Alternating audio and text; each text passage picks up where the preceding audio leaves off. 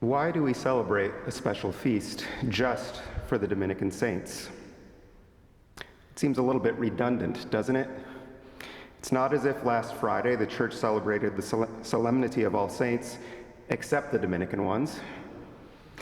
So why take another day out of the calendar to highlight these holy men and women who wore the Dominican habit or were in some way attached to our order?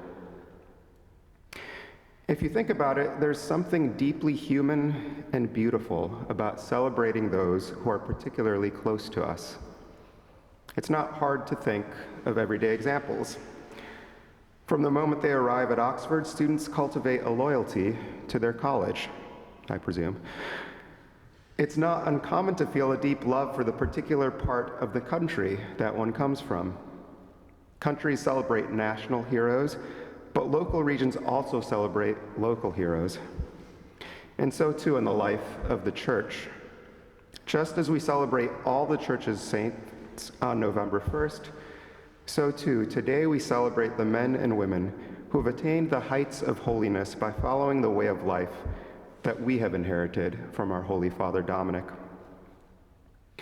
When we consider the saints of the order, we see that they represent a microcosm of the Church Universal.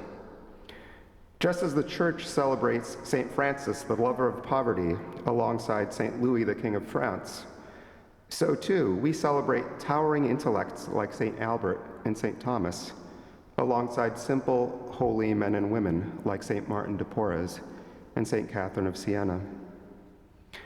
Celebrating the saints together reminds us that holiness isn't one size fits all, thanks be to God.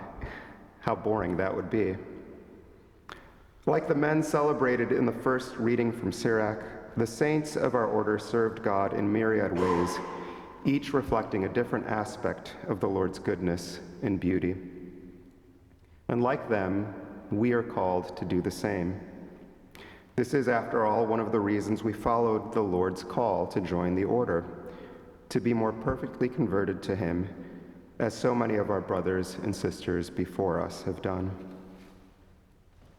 Celebrating these saints together on this day also reminds us that these are the hundredfold brothers and sisters that we have received for leaving everything to follow the Lord. The Lord is not outdone in generosity. That generosity does, however, come with a cost, the cost of suffering.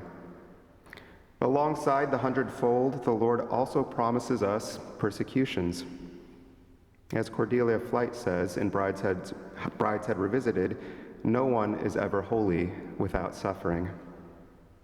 Each of our Dominican brothers and sisters who have attained sanctity have done so through suffering, and the same will be true for us.